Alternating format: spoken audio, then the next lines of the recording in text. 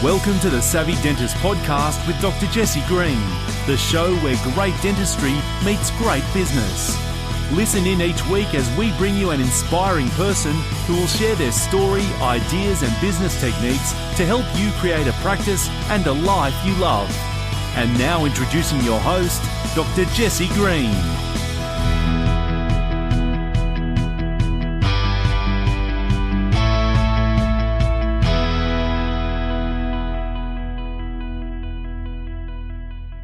Hello everyone, it's Jesse Green here. Welcome back to SavvyDentist.com and to the Savvy Dentist Podcast. It is wonderful to have you here for another episode of the show. Now, in this episode, we are talking about fulfillment. We know that it's great to have a practice that gives you money and time and all of that brings with it, but we also understand that fulfillment is not the same as success. And my guest today is talking about how to take the big leap into your genius zone. It's about understanding your unique abilities, the things that bring you joy, the things that light you up. And we know that when we discover these things, it accelerates the results in our life, whether it's our relationships, whether that's our business, and everything in between. This is a really deep and rich conversation, and I'd encourage you to listen to it carefully because my guest, Dr. Gay Hendricks, shares so much wisdom, so much experience that I think it's really going to be useful to listen to this episode a couple of times through.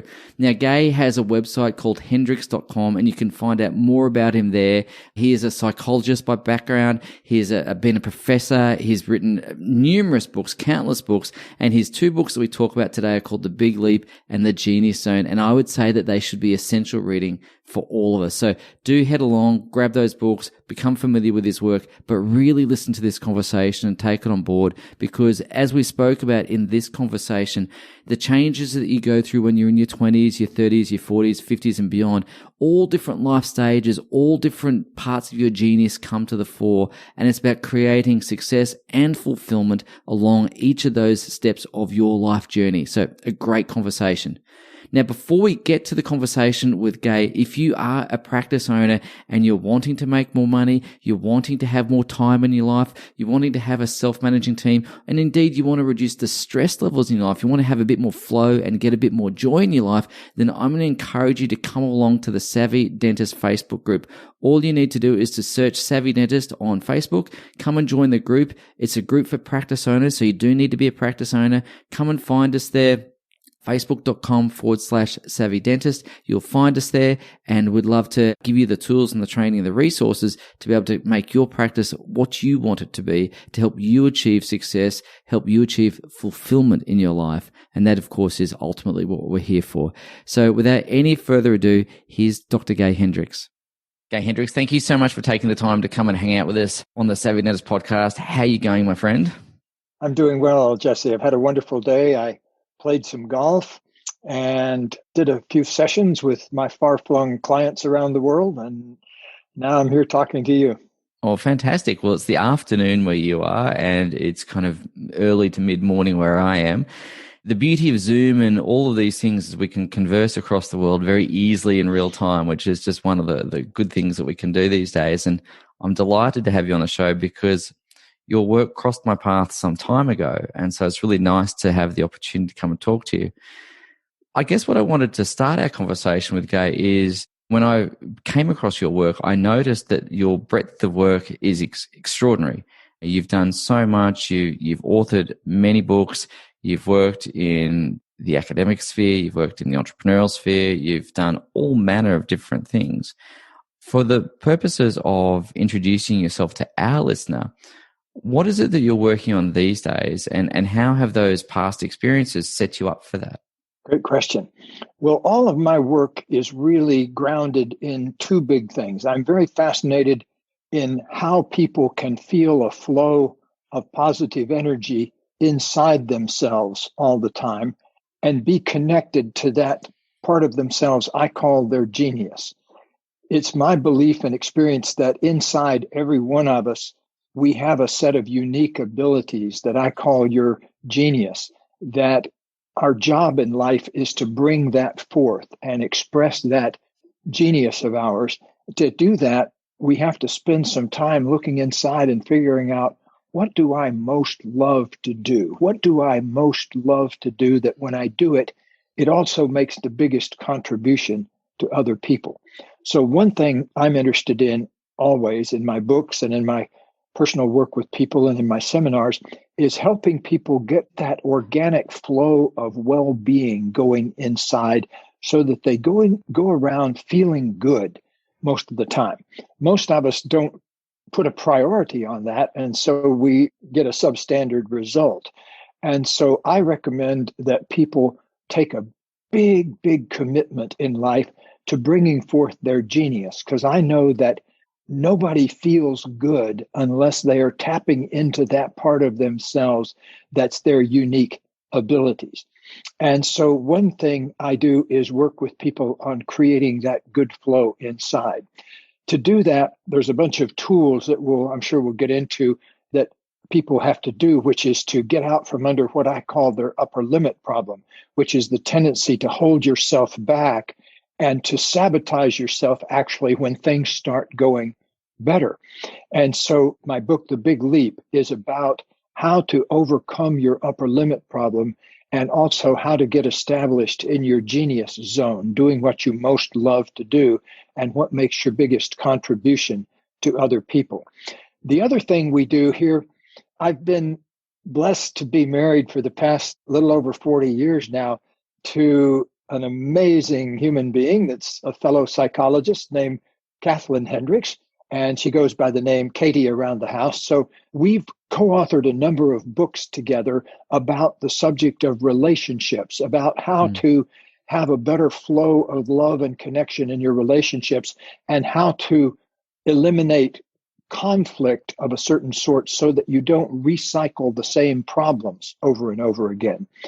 So I would say half my time I spend working with individuals on helping them express their genius, and the rest of my time I spend working with couples and sometimes business people on restoring the flow of relationship connections in their lives. And so that keeps me busy. Katie and I have been around the world now more than 30 times, I think, something like 33 times the equivalent, teaching seminars and giving lectures and that kind of thing. And we've been on 500 different radio and TV shows, Oprah and all of those kinds of shows. And so we made a decision early on that we wanted to dedicate our lives to the process of creating more peace and harmony in the world, especially in the area of creating peace and harmony inside and also peace and harmony in relationships. And so that's how we've spent our last 40-some years together. Oh, well, that's wonderful. And what a wonderful journey to be on with your partner in life, your partner in business, and to be able to explore those things together and learn, grow, and develop together. And just on that point, if we're looking to have peace in the world or peace in our external world, begins with peace in our internal world. And I wanted to touch on a comment that you made and perhaps use that as a bit of a segue. You mentioned in your introduction there that not many of us put a priority on well-being. And I'm curious to understand why. Why is it that we don't consciously prioritize our own well-being? We all intellectually understand it, but why is that not translating to actually prioritizing it? Well, let me put it to you this way. How many courses did you have in college or in your dental training called How to Maintain Peace and Harmony While Being Highly Successful in Your Dental Practice? Yeah. You know how many courses I had that at Stanford on my psychology when I was working on getting my psychology degree? Nobody mentioned your own personal well-being. Zero. I mean, I don't even remember a serious discussion about how to maintain your own keen edge of well-being as you're being successful in the world. In fact, I was absolutely shocked when I got out into practice and found out how much I needed to know about the simplest things, like how to run a business or how to solve a problem, a personnel problem. I never had any courses on that about how to run a practice. Same. I think it's kind of a malpractice in a way. I want to see more attention paid to that. You know, a friend of mine, same thing. He graduated from Harvard Medical School, top of the line medical school over in America. And he didn't have a single lecture even on how to run a practice or a single lecture on how to take care of yourself in a busy medical practice.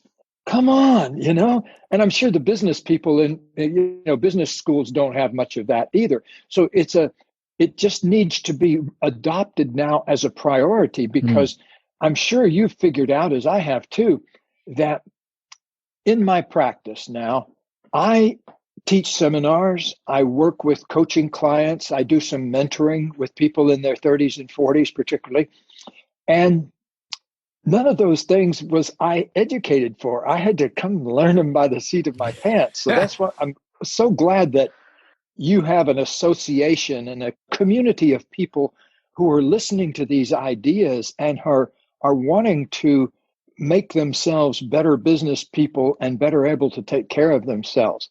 I'm always astounded when people come in, and they often in their 30s and 40s come in and they say something like, well, let me give you an example of a client I had 30 years ago when I was first beginning to work with these ideas. I had a man come in and he told me, he said, I'm 40 years old. I have a really successful dental practice. And he was a practice where he was kind of the head guy. And then he had a woman dentist and another dentist that I knew of. I'd never been to his practice, but I knew his description of it.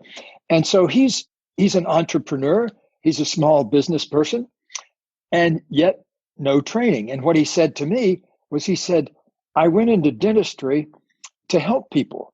And now I'm so overwhelmed with paperwork and everything like that. He said, sometimes I don't even want to get out of bed in the morning, because I've got to face a morning full of stuff that isn't really the practice of dentistry. And so another problem he was suffering with, that people often suffer with at midlife, is oftentimes you're getting successful by that time. You're 35 or 40, you're beginning to have a presence in the world. But he said something to me interesting too. He said, I'm making plenty of money. My wife likes having the great house and belonging to the right clubs and everything. But he said, I feel like if I keep working this hard, I'm going to burn myself out. Right. And thank goodness he was catching on to that. But as we began to work on that, the problem was that he had left behind what I call his real genius. And what happens, the more you get successful, you get established in what I call your excellence zone. It's not your genius zone, it's your excellence zone.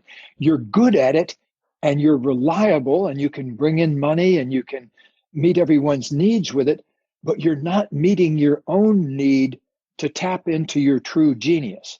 And around 35, 40, 45 years old, human beings, especially successful ones, bright people like are listening to this podcast, get what I call a call to genius.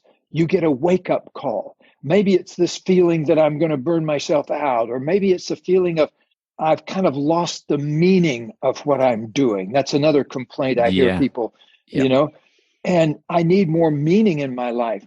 And that's understandable in a way, because once you understand what I call your zone of excellence, you're doing stuff that you're good at, and you're probably better at it than most people, but it's not quite satisfying that sweet spot of what your true potential is. Now, with my guy, this was very interesting, because he had his father was a dentist. And at first he had kind of rebelled against the idea of being a dentist, but eventually he took over his father's practice, so he sort of stepped into a big thing and was successful from the get-go. So by the time he was 40, he was feeling kind of burned out, and he had put aside something that he loved earlier in life, which was creative writing, particularly poetry. And he had been an English major, and before he decided to go into science and go into dentistry. So he had completely put aside writing poetry. So one of the first things I had him start doing was setting aside 10 or 15 minutes every day and putting it in his calendar to sit down and do some creative writing. And he just started with 10 or 15 minutes and eventually got so he was writing 2 or 3 hours a day. and really enjoying it. It rebirthed his life. And it was interesting. He was afraid that if he put more time into his creative writing, it would subtract, but it actually increased his income, because when he was working, he was enjoying it more. And so he was able to do more things without getting stressed out. And he was able to be a better friend to the two dentists that worked for him, so they didn't have as many personnel hassles. And I attribute that all, Jesse, to a commitment to bringing forth his original genius. It happened to be poetry and writing in his case, but it could be cooking in somebody else's case, or it could be playing music. It really doesn't matter. As creativity for me and genius is doing what you most love to do in a way that makes your biggest contribution to other people. To me, that's the sweet spot of what people ought to be aiming for. Yeah, there's so many things in there, Gay, that I'd love to pick up on. And interestingly enough, I can think of 3 conversations in the last 3 weeks that I've had with people. One conversation in particular is with a client of ours. And so in the work that we do, we take dentists and practice owners on a journey of helping them make more money, have more time. And those things are really easy to quantify. You can measure them. You can do that very comfortably. But that fulfillment piece, that meaning piece, is sometimes a little bit hard to quantify. But I had these 3 conversations, and one guy we've been working with for about 2 years now, and he's been working with us, and his income has gone from, a couple $100,000 to the point now where he's taking home about $1 million a year. So it's a good amount of money. He's been able to free up some time. He's got more time to enjoy that. And yet, in spite of that outward success, he's feeling like, is this all there is? Really, I can't spend the money. I don't need another pair of shoes. I don't need this. I don't need that. So that was one conversation. And then the other conversation, which was not a client of ours, but it was actually quite a heartbreaking conversation, because the guy was my age, so about 50, and he'd forgotten what he'd loved in the world. So I don't know if you come across that as well, where people go, I can't even remember what I used to like. Yeah, it's good that I can remember the poetry like your dentist, but some people, those dreams or that genius is so deeply buried now, they can't even remember what it was. Do you see that sometimes? Absolutely. And I appreciate that you mentioned the 50-year-old transition. It's a little bit different than the 40-year-old transition. And I'll tell you why. At 50, you really do get called on to rebirth your creativity. Erik Erikson is one of the great developmental psychologists of our time, Erik Erikson at Harvard in the last century. And he says in your 40s, you have one set of developmental challenges. In your 30s, you have another set. In your 50s, you have another set. So, for example, every moment from 50 on, Erik Erikson says you face a choice between creativity or stagnation. Creativity, stagnation. On a daily basis, you're faced with making choices throughout the day, pretty much, on, am I going to do things the same old way? Am I going to keep going through the same procedures? And the answer to that needs to be no. I need to awaken my creativity. I need to kind of open up some new channels of expression in myself. And if you do that, you get to have a successful decade of the 50s. But if you keep choosing stagnation, life keeps giving you feedback about that.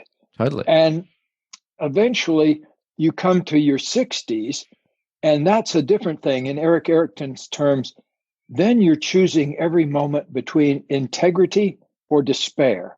Integrity or despair.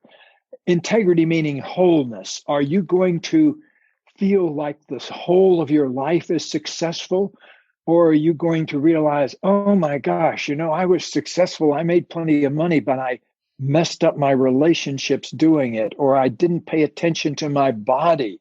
And so I don't know in your part of the world, but up here, a lot of professionals get distracted into addictions in their 40s and 50s, where they get to rely on things external to themselves. sometimes substance addictions, but sometimes addictions to material things, Yeah. Getting lost in the mall, so to speak, because Yeah. there's a lot of temptations to do that, or a lot of people get lost in, other sensory things like becoming foodies and things like that. But there are no distractions that work with genius. You really do, if you want to be fulfilled in life, need to make a living commitment to expressing more of your genius every day. In the new book, The Genius Zone, I talk about the importance of commitment. And what I mean by that is making an actual commitment to bringing forth your genius. And it can be very simple, just like anybody listening to this. Just try on this idea. I commit to bringing forth more of my true genius every day. Imagine what that could do to your life if you actually started bringing forth on a daily basis more and more of your true, genuine, organic genius. And if you don't think you have it, I want to argue with you, because I've worked now with about 25,000 adults, a number of children also. I used to work with juvenile delinquents and children before I worked with adults 30 years ago. So I've probably worked with several thousand children, 25,000 grown-ups, and about 4,500 couples, and about 1,200 business executives. And let me tell you why I mention all those numbers. If you add them all up, you're talking about something like 30,000 people. And I haven't met one yet that didn't have this true organic genius inside them that I'm talking about. Okay, so I don't want anybody to go around thinking, oh, I'm not creative, I'm not a genius. I guarantee you that you all have something within you that's that precious spark of organic uniqueness that's just you. And if you can find out how to bring that forth and find out how to express it in the world, you're unstoppable, because the universe favors authenticity, and it favors the bringing forth of your genius. And if you will begin to do that on a systematic basis, I predict you'll find rewards that are way beyond anything you could ever imagine. And it's so simple. All it does is express a commitment to bringing forth something that's already yours anyway. It's just learning how to bring it more out into the world. So how does one go about discovering their unique ability? Because you've mentioned unique ability and as it relates to genius. So how does one uncover, discover, refine those unique abilities and hone those unique abilities? But first of all, discover those. Yes, there are several good ways to do that. First of all, ask yourself this question and range back over your life, particularly when you were a kid. Ask yourself in a spirit of wonder, what do I most love to do? And if you look back at your childhood, for example, you'll often find glimmers of your genius in what you love to do as a kid. Like for me, I tell a story in one of the books. I can't remember if it's Big Leap or the new book. I got a tricycle for I think it was my 5th birthday or 4th birthday, but it was raining that day, and my grandmother let me ride it around her living room, which she would not have done normally.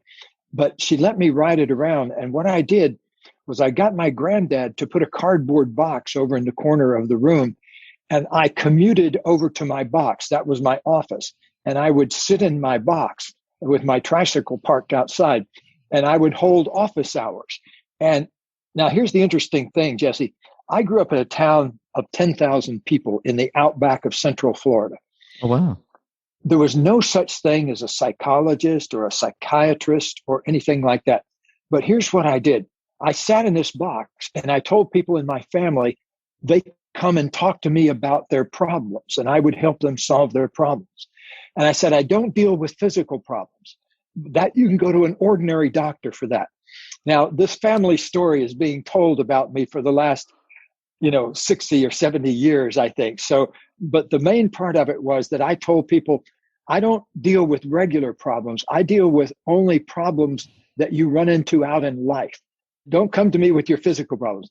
So that was a glimmer of how I would spend my grown-up life. Where would I have gotten an idea like that? And so you and everybody else that's listening to this, check in for a moment and look back and say, what did I really love more than anything else? Like my daughter, when she was little, she's 50 now, and she's an artist in San Francisco. But I saw the very same thing in her when she was 5 years old. She could spend hours taking like a piece of fabric and making it into different things. And as long as she was engaged in creating some kind of artwork, she's as happy as you can get. But if she didn't, if that wasn't happening, she never could get interested in anything else. And so she just kind of passed her way through school and everything, but she was just never into it. But she was always interested in art. As a matter of fact, she told me when she was about 12 years old, she said, "Dad, I'm never going to get married, or at least till I'm," she said, "at least until I'm old." And I said, "Well, what do you mean by old?" And she said, "Well, maybe 27. I said, "Okay." And I said, "Okay, why aren't you going to get married?" And she said, basically, because it would interfere with my art. Yeah, nice. Amazing, isn't it, that she would have that kind of awareness? So what I'm getting at here, Jesse, is the fact that we have this seed in ourselves, and the only way to bring it forth is to nurture it and say hello to it and begin to express it. It's funny that you talk about that. I've got a daughter. When she was not able to walk, my wife was hanging the washing out in the backyard. And in the house we had at the time, there was a concrete part of the yard with a washing line over it. And for some reason, we had a ladder out there. I can't remember why. It was a step ladder, but quite a tall one, a 6-foot step ladder. My wife was hanging the washing out, and she'd just put the baby down to sit on the ground while she was hanging the washing. And of course, she turned around and the baby had climbed to the top of the ladder over the concrete. And my wife remained calm and obviously encouraged her to come down. But that same daughter was then able to do at school, when my older daughter was at school, she could do the monkey bars at school before the older daughter and before the other older kids could. That same daughter is now a competitive gymnast. And so you see that trend coming through. And so obviously getting that glimpse in childhood is a really important thing. You see that come through. But what other ways might we reflect on our unique abilities to uncover those? Another great question to ask yourself is, of my various activities, what produces the greatest amount of satisfaction per time spent? I'm a writer, and so I sleep from 10 at night till 4 in the morning. And so from 5 to 7, I write, or 5 to 7:30 sometimes is my sweet spot of my creative writing time. And my wife likes to sleep in till 7:30 or 8. So for the first couple of hours of the day, it's just me and 2 cats. It's very quiet.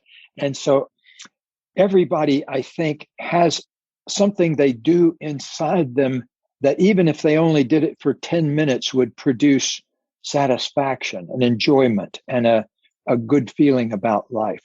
Well, I recommend that people start identifying what those things are and do more of those things. In your current work, there's always something in it that you actually love to do. And that something that you most love to do often gets disappeared as you get more successful because you spend more time handling business stuff, handling HR problems. If you've got more than one employee, you've got HR problems. It's just a fact of it.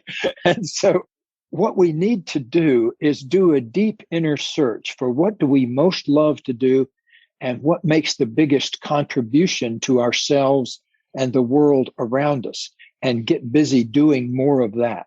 Here, we do a special thing with executives where a corporation will send us an executive for one day of intensive big leap work. And this executive will be the only person we see during the course of the day. So they go through a whole big set of things and come out at the evening, a whole different person. But the first thing we have them do is we ask them to go in a room for 10 minutes by themselves and just live inside this particular wonder question. I call it a wonder question because a wonder question is a question that you really don't know the answer to, but the answer to it would really change your life. So that's a genuine wonder question. So here's a great one. What do I most love to do? Another one is, of all the things I do at work, what do I most love that I do? Another one would be, what do I do that brings me the greatest satisfaction per time spent?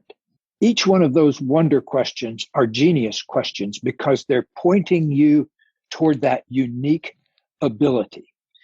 And the unique ability may not just have to do with dentistry, because if you can unlock the genius of your dentistry, you can unlock the genius of your relationships. Yes. Because the very same way you go about doing the thing you most love to do in your dental practice is the same way you can go about any other thing, because it's bringing your particular unique abilities to that. Like for me, for example, part of my genius is the ability to explain really complicated things in a very simple, practical way that gives you a chance to actually use it. Yeah. And so, for example, that 10-minute practice, we invite people to go in that room for 10 minutes. Some people come out of that room where they've done nothing but ask themselves, what do I most love to do? Some people come out of there and they're high as a kite. They have learned so much in that 10 minutes of just living in that question. You know, we've had people come out and say, I got it. I'm going to spend the rest of the day here, but I got my money's worth in that 10 minutes. Great. And it cost $25,000 for the day. So it's not an insignificant amount of money they've gotten worth in 10 minutes. Yeah, it's good. But the effect of that, if a person in 10 minutes suddenly discovers the purpose of their life and the meaning of their life, I mean, that's priceless. Because without that, what are we? You know, we are creatures that must have meaning in our lives. We're spiritual individuals having a human experience. Some of us look at it the other way around, that we're humans having an occasional spiritual experience. But I look at it the other way around, because if you think about it, it's the absolute essence, the absolute spirit of life that got us here. There's 9 million species on this planet. And yet you and I are blessed enough to be in the one that can have a conversation about genius. To me, talk about luck. Yeah. You know, any human being that doesn't wake up feeling like the luckiest thing on earth is missing out. You know, it's like my assistant has this bumper sticker that she brought in, and it says, if you're not in awe, you're not paying attention. Totally. Yeah. I refer to us as being members, and please forgive the terminology here, but I refer to us as all being members of the Lucky Sperm Club, because of all the possibilities that could have evolved, you know, it happened to land on us. And I think there is a great deal of luck that goes into that. I wanted to ask you, Gay, because we've spent a bit of time talking about discovering your genius and your unique ability, but you also said that over time there's the risk of kind of getting caught up with the day-to-day stuff so that we can fall out of our genius as well. And I wanted to talk about how to maintain that flow state or maintain that genius state, because I imagine that takes a conscious effort rather than just letting it curve organically. Could you just speak to maintenance of that, please? Yes. Well, first of all, I want to say that in the new book, The Genius Zone, I say that you have to woo your genius. And I use the word woo just like you would woo your beloved. You know, like if you're in a happy marriage, it's because you put energy into, you're not taking the person for granted. You're actively appreciating them. Same way with your kids. You wouldn't go for a year without hugging your kids or tell them you love them, but many people will go for a year without ever hugging their genius, in the sense of actually sitting down for an hour to be with your genius every week. You know, you wouldn't think of raising kids without spending an hour a week with them. You know? Yeah, totally. But a lot of us just turn our backs on our genius and don't woo our genius. And the word woo means that you are committed to it and you're interested in it and you're inviting it forth and you want to know more about it. And so that's the attitude that's going to really sustain your genius, is to have that attitude of wooing it, of wanting to be with it, of wanting to invite it forth, to get to know it better. And that's so essential because in life, you get what you're committed to getting. And that goes for negative things too. If you're having a series of negative experiences, it's because you're unconsciously committed to creating failure or to creating a breakup in a relationship. You always have to look at the results you produce that will tell you your true intentions. Because if your intention is to have a happy marriage, but you end up criticizing your partner all the time, that means you're unconsciously committed to negativity and conflict. So the sooner we can open up and acknowledge that, the better we can then get our conscious intentions going. But that's really key to focus in on commitment, because really, if you want to bring forth your true genius, there's only one way to do it, and that's to make a heartfelt, sincere commitment to doing it. Nothing else will do the job. And so I invite everyone who's listening to this right now to actually make a sincere, heartfelt commitment to bringing forth more of their genius every day, because I know that down the line, that's what's going to bring you the ultimate satisfaction. Now, in the book, by the way, the new book is taken from transcripts and things that I do in my office. And so it's kind of like a session with me. And so that's why a lot of people are buying the audio book, so that they kind of listen to it, and it's like this whole several hour session with me. And the reason I mention that is because it's really worth spending some time, investing some time in your genius. Start by sitting down and listening to the book or working through it. It's got activities in it that are really important to work through. And so somebody on Instagram sent me or published a picture of them reading the book on the beach wearing a bikini. And I said, great picture, but take it home now and really sit down and work on it for a couple of hours. It's give it the reading. gravitas it deserves. Yeah, exactly. So, Gay, there's a lot in there about maintaining genius. Just really quickly, because I know we do have a bit of a time frame, but I wanted to ask you about, if people understand their genius, they can find their unique ability, commit to that unique ability, and spend some time nurturing that unique ability, stay in that genius zone. What sort of results do people typically experience as a result of that? I mean, they're going to be more successful in their career and so on, but we spoke about that dentist that you spoke about at the beginning of the podcast. Someone who's come to you in the past who might have been feeling successful in one area of their life but unfulfilled, because we know that success and fulfillment aren't always the same. What sort of things do your processes help people achieve in their life, so that our audience can kind of understand what the outcome is for them on the other side of the work? Yes, well, there are several things that will happen if you sincerely commit and practice some of the principles and practices in the book. Number one, it will speed up the amount of time it takes you to manifest your big goals. Yep. I'll give you a recent example. I started mentoring a young Wall Street entrepreneur who's 37. And he has launched 2 businesses, very successful guy. And as a result of work over the past 6 months, he'd had a plan to sell one of his businesses in a few years. And suddenly, though, just over the past few months, the business started doing so much better that he has an offer now to buy that business within 6 months instead of within 3 years. Wow. So one of the things that happens is it eliminates the time slack. So it speeds things up. And that's a very useful thing because, we're only limited here we're only here live on Earth for a limited period of time. And so you want to get as much done as possible. The second thing, though, Jesse, which is equally important, not only does it speed up the time, it makes it easier. Everything comes easier. Once you get your genius opened up and on the line, it makes things much less stressful, much less effortful. So it's important, especially get up into your 30s, 40s, and 50s, to learn to work smarter and easier not harder. You've got to invent a new working personality after 40 that doesn't eat up stress in your body, that doesn't cause stress that eats up your body energy. The same personality that gets you to 40 is not the one that's going to get you to a successful 70 or 80. You have to build in a new part of yourself.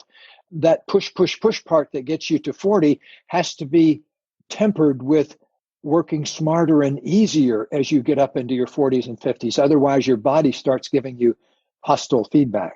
It sure does. And it's really interesting. This is a whole conversation we could have another day.